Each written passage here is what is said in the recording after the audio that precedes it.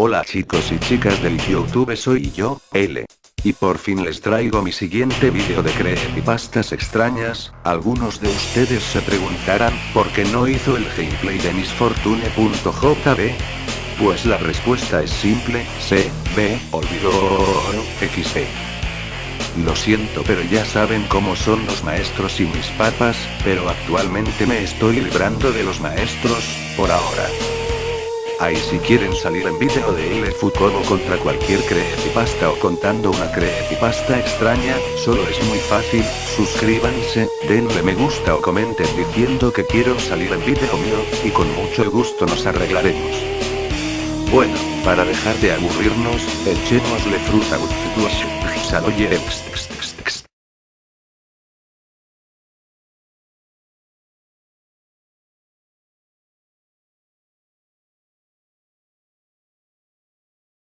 Vincent era el menor de 3 hermanos. Trabajador y atento, podría decirse que se había ganado el cielo. Su madre, Amelia, padecía de una fuerte depresión gatillada por la pérdida de su esposo y el ausentismo de sus otros 2 hijos. Pero trataba de rehacer su vida entre pastillas y la cuasi agradable soledad de su casa. Vincent pasaba 2 o 3 veces por semana a visitar a su madre, pero cuando repentinamente la salud de esta empeoró, las visitas se hicieron diarias. Galletitas con leche, panqueques, jugo de frutas o un pollo asado. Todos los días el hijo trataba de hacerle la vida más agradable a aquella señora que le había dado a luz, preparándole cosas deliciosas y conversando al lado de la chimenea.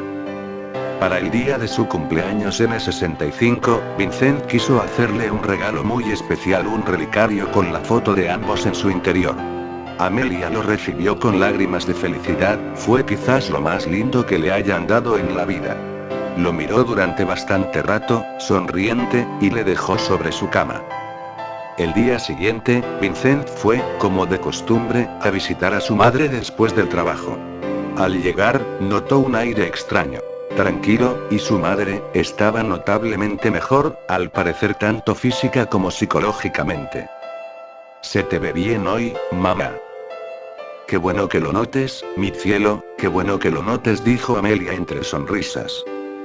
Vincent se aprestó a ir hacia la cocina para empezar a preparar algo, pero su madre lo paró en seco. «Hijo, guarda tus energías y dedícate a descansar, has dado demasiado por mí. Es lo que debo hacer, mamá. Te amo, me nace y me corresponde». Amelia sonrió y lentamente se dirigió hacia las escaleras, sin despegar la mirada de su hijo. Vincent, extrañado, la siguió.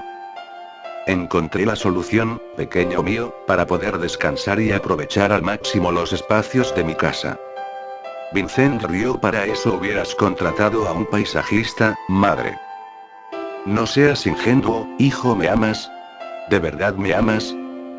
La mirada de Amelia pasó de una sonrisa cálida a una mueca eufórica. Vincent se incomodó un tanto, pero no se distrajo mucho por eso. «Sí te amo, mamá. Y mucho. No me gustaría que te pasara algo, y por eso estoy aquí, para apoyarte y ayudar a mejorarte». Amelia lentamente caminó hacia su hijo y lo abrazó con ternura. «¿A qué te refieres con descansar, mamá? En un minuto lo entenderás». Dicho eso, Vincent vio atónito como su madre, a medida que continuaba su camino, se desvanecía lentamente a manera de vapor hasta no quedar rastro de ella. Inmediatamente se escuchó un extraño ruido desde el segundo piso. Subió corriendo y buscó habitación por habitación.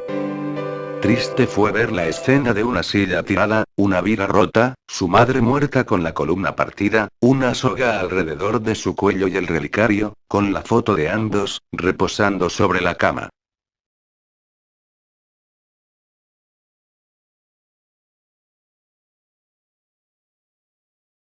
Durante más de 25 horas, en abril de 1977, una extraña criatura de otro mundo se dio a conocer en el rico suburbio de Boston, en Dover. El demonio de Dover apareció por primera vez a las 10:30 horas de la noche del 21 de abril, cuando 3 jóvenes se dirigían en coche hacia el norte de Farm Street. El conductor, Bill Bartlett, creyó que veía algo arrastrándose a lo largo de una pared de piedras a su izquierda. En ese momento, los faros del vehículo iluminaron algo que nunca había imaginado, ni siquiera en sus sueños más delirantes. La criatura volvió con lentitud la cabeza y miró fijamente la luz, mostrando dos ojos grandes, sin pestañas y brillantes, como dos canicas de color naranja y una cara por lo demás sin facciones y sin nariz visible. Tenía la cabeza en forma de sandía y casi del mismo tamaño que el resto del cuerpo, que era delgado y larguirucho. La piel carecía de vellos y asemejaba a papel de lija. Aproximadamente de 1,30 metros de estatura, había caminado inseguro a lo largo de la pared, agarrándose a las piedras con sus largos dedos. La visión dejó sin habla a Bartlett y, unos segundos más tarde, cuando recobró la voz, los focos habían dejado de iluminar a la criatura. Sus dos compañeros, que miraban para otro lado, no la habían visto en ningún momento. Poco tiempo después de este extraño episodio, John Baxter, de 15 años, volvía a su casa por Millers High Road después de despedirse de su amiga a medianoche. Había caminado 1,5 kilómetros cuando vio una figura bajita que se acercaba y presumió que era un amigo que vivía en la calle. Baxter le llamó pero no obtuvo respuesta. Los dos continuaron acercándose hasta que la extraña figura se detuvo. Baxter se detuvo también y preguntó ¿quién es? La noche estaba muy oscura, por lo que solo podía ver una sombra. Dio un paso al frente y aquella forma salió disparada hacia la izquierda, bajó corriendo a un barranco poco profundo y subió también corriendo por el otro lado. Baxter, perplejo, siguió al desconocido hasta que llegó al barranco. Miró por Image 105 el demonio encima de este y, a 10 metros de distancia vio algo que tenía el cuerpo parecido al de un mono, una cabeza como una sandía y unos ojos chispeantes. Sus largos dedos se agarraban al tronco de un árbol. Baxter se sintió de pronto inquieto y se alejó del lugar. La siguiente persona que vio al demonio de Dover fue un amigo de Bill Bartlett, Will Taintor, de 18 años de edad. Bartlett había hablado de aquella criatura a Taintor. Sin embargo, este se asustó mucho cuando él y su amigo Abby Brabham vieron aquella cosa en Springdale Avenue. Su descripción coincidía con la de Bartlett, salvo en los ojos, que este decía que eran anaranjados y aquellos juraron que eran verdes. Cuando los investigadores interrogaron a los testigos, se sintieron impresionados por la conformidad entre sus declaraciones. También se impresionaron cuando el jefe de policía, el director del instituto, los profesores y los padres de los jóvenes dijeron que estos eran veraces y dignos de toda confianza. Como observó uno de los investigadores, Walter Webb, al terminar su estudio del caso, ninguno de los cuatro había tomado drogas ni bebido cuando habían visto aquello, por lo que pudimos saber ninguno de los personajes de este asunto hizo el menor intento de acudir a los periódicos o a la policía para dar publicidad a sus afirmaciones. Antes, al contrario, sus visiones trascendieron gradualmente. En cuanto a la idea de que los testigos fueron víctimas de alguna broma, esto resulta bastante improbable. ¿Qué eran el demonio de Dover? Algunos han sugerido que era un extraterrestre. Otros dicen que podía ser lo que los indios del este del Canadá llaman manejisi. Hombrecitos de cabeza redonda sin nariz, de piernas largas y flacas y manos con 6 dedos. Según la leyenda, los manejisi viven entre rocas en los rápidos de ríos y torrentes.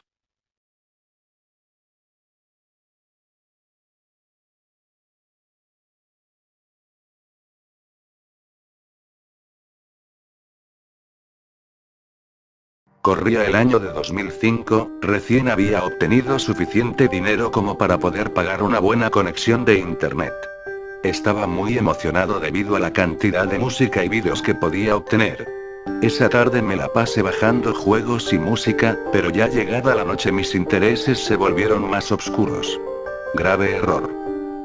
Buscando entre diversos programas, psicofonías y relatos de terror me topé con un archivo bastante peculiar llamado Rec06MP3 y decidí bajarlo debido a la interesante etiqueta que tenía debajo. En la descripción del archivo rezaba la siguiente oración. Este es parte de los 12 sonidos del archivo original de Hideo Takashima, si tienes alguno de los otros 11 no dudes en contactarme, los 12 sonidos. Pensé. Suena a algo bastante interesante como para entretenerme un rato. Al reproducir el archivo escuché lo que podría definir como una especie de ronquido o gruñido de algún ser vivo, como una respiración bastante dificultosa de un ser que agoniza, acompañado de ciertos toques macabros que me erizaron todos los vellos del cuerpo. Pensé en abandonar mi búsqueda cuando vi que el archivo no se había descargado solo, este estaba acompañado con una advertencia en formato TXT que abrí casi inmediatamente. Dicha advertencia me dejó bastante intranquilo y lleno de inseguridad. Ahora que has reproducido uno de los 12 sonidos, prepárate para lo peor. Dice la leyenda que si no reproduces el archivo REC08MP3 después de escuchar alguno de los otros 11, tu vida se volverá un infierno. La leyenda es cierta y te confesaré que he disfrutado mi última hora de vida. ¿Qué podía pensar en ese momento? ¿Es acaso una broma de muy mal gusto? ¿Un tipo sin nada mejor que hacer con una conexión a internet muy rápida? Mi tercera idea no llegó debido a que ruidos muy extraños comenzaron a hacerse notar. Fuera de mi ventana había un pasillo muy poco iluminado y en esa maldita noche en especial se veía más tétrico que de costumbre. Juro que había siluetas muy extrañas fuera, como si hubieran escuchado ese sonido y hubieran acudido a su llamado infernal. Comencé como loco a buscar el archivo REC08MP3 en el mismo servidor donde estaba alojado el original que descargué. Para mi sorpresa, el usuario que lo había subido dejó de hacer actualizaciones en 2003. ¿Adivinen por qué? Había muerto. Creí que era una broma muy pesada y que se había salido de lo que yo podía tolerar. Cuando intenté apagar mi PC todo enojado, un mensaje de la misma computadora me llenó de terror. El archivo REC06MP3 no puede cerrarse. El sonido empezó a reproducirse de nuevo y traté de apagar las bocinas sin éxito. Los ruidos afuera comenzaron a hacerse más cercanos y comencé a distinguir voces y murmullos. Era tanto mi miedo que no me atrevía a mirar fuera. Las luces de mi habitación comenzaron a fallar y sin embargo la PC no se apagaba. Ese maldito sonido parecía acrecentar su volumen conforme pasaban esos segundos eternos en los que no tenía idea de qué hacer. Comencé a rezar en todos los idiomas que se me ocurrieron y me encomendé a todo lo bueno que conocía. Mi PC empezó a funcionar de nuevo y busqué desesperadamente dicho archivo.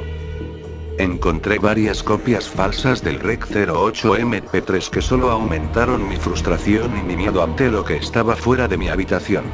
Pasadas casi 2 horas empezó a llegar hasta mí un olor nauseabundo similar al de carne y sangre en estado de putrefacción. Sentía que las cosas iban a ponerse peor. Quise salir a enfrentar a lo que sea que estuviese ahí, pero para mi sorpresa la cerradura se había trabado y fuera solo veía luces siniestras danzando como si compitieran por ver cuál me asustaba más.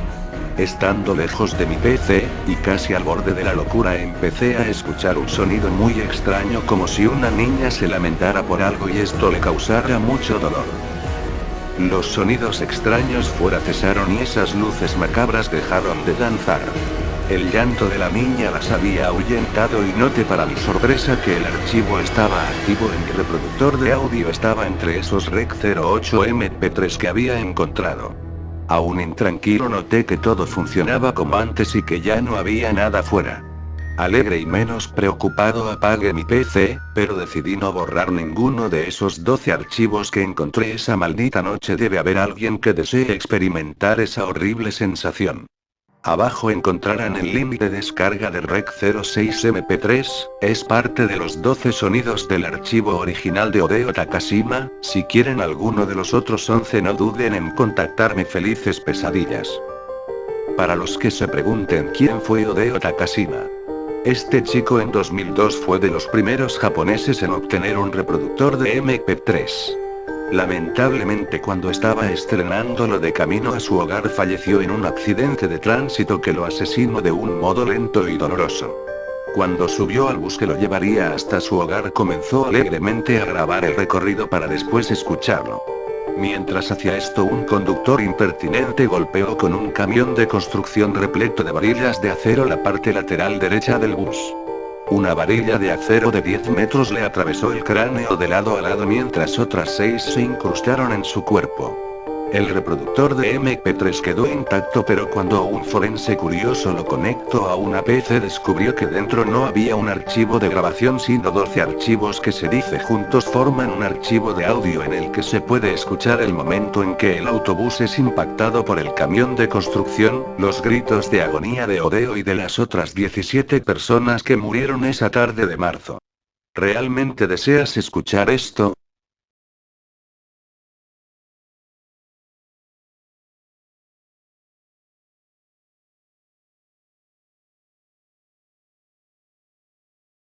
Paula había bebido más de la cuenta por lo que aquella noche regresaría temprano a casa, se sentía bastante mal y muy mareada, pero como era relativamente temprano decidió que en lugar de gastarse su dinero en un taxi, como hacía habitualmente cuando regresaba de la discoteca, aprovecharía que el metro aún seguía abierto para ahorrarse unos cuantos euros.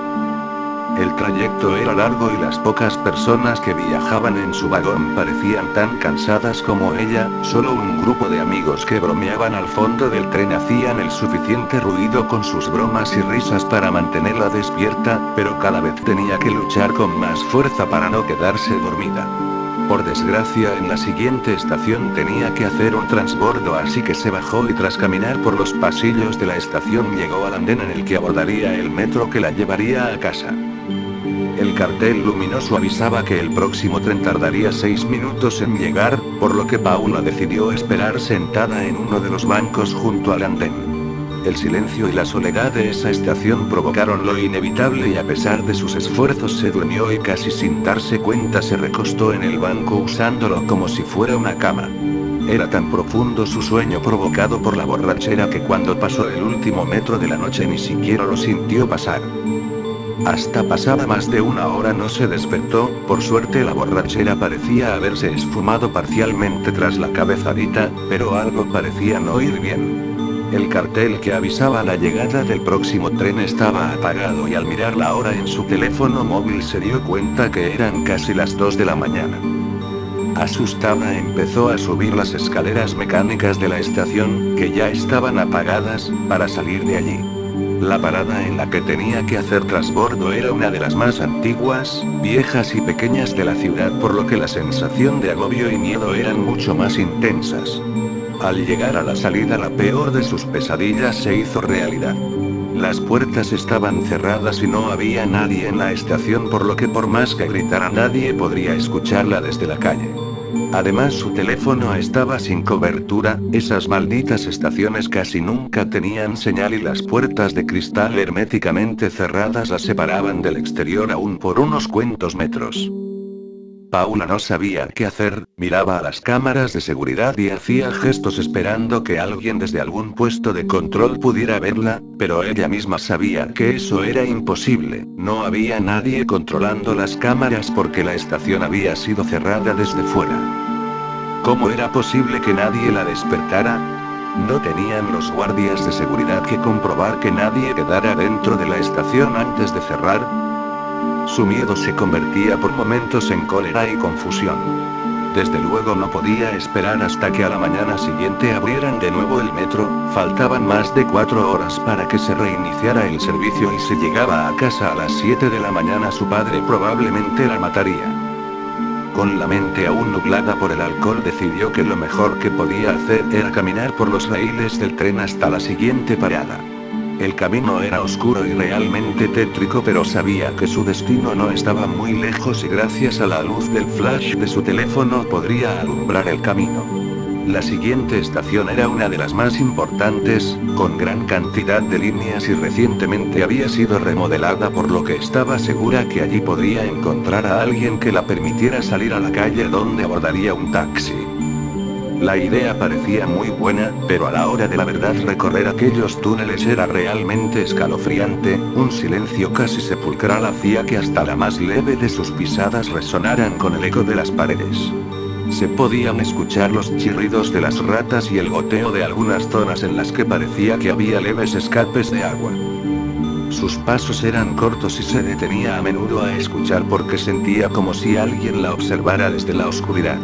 El miedo la invadía y paralizaba por momentos, pero ya era demasiado tarde para volverse atrás, debía estar casi a mitad de camino cuando unas voces la alertaron.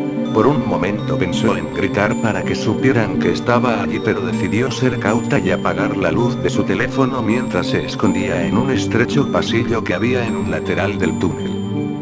Mientras permanecía escondida y en silencio pudo ver la figura de dos hombres bastante corpulentos, sus ojos cada vez se adaptaban más a la escasa iluminación de las luces de emergencia que había cada muchos metros en el túnel. Ambos parecían discutir acaloradamente por un cartón de vino y a escasos metros de donde se encontraba Paula comenzaron los empujones y golpes. El más grande de ellos le propinó un puñetazo que tumbó al otro y gloriosamente alzó su trofeo mientras de un trago se bebía casi la mitad del contenido del cartón de vino.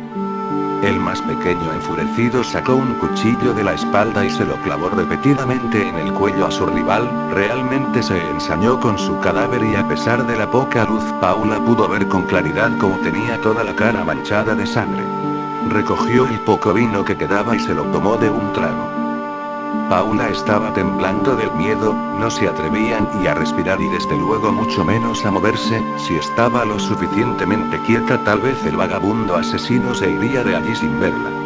Pero la casualidad no se quiso aliar con ella y justo cuando el asesino se daba la vuelta para marcharse del lugar la batería de su teléfono la delató. Un incesante pitido advirtiendo que la carga estaba a punto de agotarse comenzó a sonar y el vagabundo se giró de inmediato. ¿Hay alguien ahí? Puedo escucharte, sal inmediatamente o te rajo. La pobre chica se quedó petrificada y no sabía cómo actuar mientras el asesino se acercaba a ella.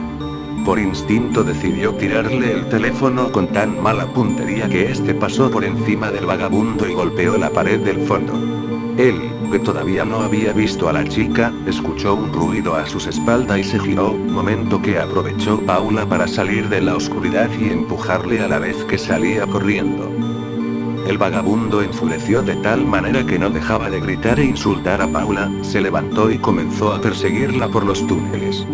Ella no era una buena deportista, pero el miedo se apoderó de sus piernas y le dio fuerza para correr dejando atrás los zapatos de medio tacón que llevaba aquella noche, sus pies se ensangrentaron mientras corría sobre la gravilla y guijarros del suelo del túnel. Sin embargo, el miedo era más fuerte que el dolor y no se detuvo a pesar de que en varias ocasiones estuvo a punto de caerse al tropezar por culpa de la casi total oscuridad de su ruta de huida. Al llegar a la estación Paula ya había logrado sacar unos cuantos metros a su perseguidor y subió al andén para adentrarse en los pasillos que la llevaban a la salida del metro. A sus piernas empezaban a fallarle las fuerzas pero no se podía parar a descansar así que casi extenuada subió el último tramo de escaleras. Lo que vio allí la heló a sangre, la estación estaba al igual que la anterior cerrada y no parecía haber nadie, comenzó a gritar desesperada, a gesticular a las cámaras y golpear las puertas. Pero su perseguidor que conocía a la perfección los horarios y hábitos de los trabajadores del metro ya había subido la escalera y la había cortado toda posible ruta de escape. El asesino se abalanzó sobre ella y tras inmovilizarla la violó y sometió durante más de una hora. Cuando había saciado todos sus apetitos sexuales sacó de nuevo el oxidado y ensangrentado cuchillo con el que había matado al otro vagabundo y se lo hundió repetidamente en el pecho hasta que Paula dejó de patalear y murió con una horrible expresión de terror en su rostro. Al día siguiente los trabajadores se encontraron con un surco de sangre que se perdía en la profundidad del túnel, asustados deciden revisar las cintas de vídeo que grabaron esa noche y pudieron observar la desgarradora escena de la violación y asesinato y cómo el vagabundo arrastraba el cuerpo de Paula dejándolo caer escaleras abajo para de nuevo arrastrarlo hasta la oscuridad de las vías del tren. La policía localizó los dos cuerpos pero no encontraron ni rastro del asesino, del cual se dice que todavía utiliza los túneles del subterráneo para esconderse de noche.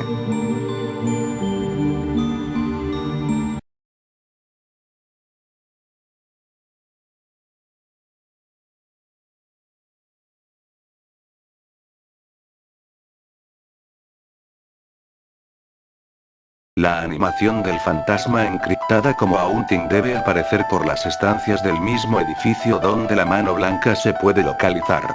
En este caso, sin embargo, estamos hablando de un elemento no interactivo. Los supuestos espíritus están programados para aparecer y desaparecer espontáneamente. Muchos de los fotogramas pertenecían al típico sprite de fantasma de Pokémon antes de conseguir el Silpescope que te permitía visionar a los Gastly, Haunter, Gengar, etc., pero en contadas ocasiones, esos fotogramas pasaban a ser imágenes de rostros gritando, la silueta de un esqueleto cubierto por una capa como si fuera la mismísima parca y un rastro de cadáveres muertos. Según un experto en fenomenología social, el Dr. Jackson Turner, establece en su tesis Video Games and the Manipulation of the Human Mind que los fotogramas fueron introducidos de motu propio, léase la historia de la mano blanca, línea 2. El Dr. Turner asegura que el objetivo de la animación del fantasma es crear una influencia subliminal sobre el jugador, haciendo que entre en un estado de miedo creciente debido a la atmósfera pesada y tétrica del edificio. Aunque eso no es muy difícil de adivinar. La tercera y última animación que supuestamente aparece en las primerísimas ediciones es la del hombre enterrado vivo. Al final de la historia de la Torre Lavanda, llegabas al final y te encontrabas una tumba de un Marowak fallecido al que te tienes que enfrentar. Usando el Silpescope, revela su forma original y lo derrotas, calmando su alma y devolviéndolo al descanso eterno.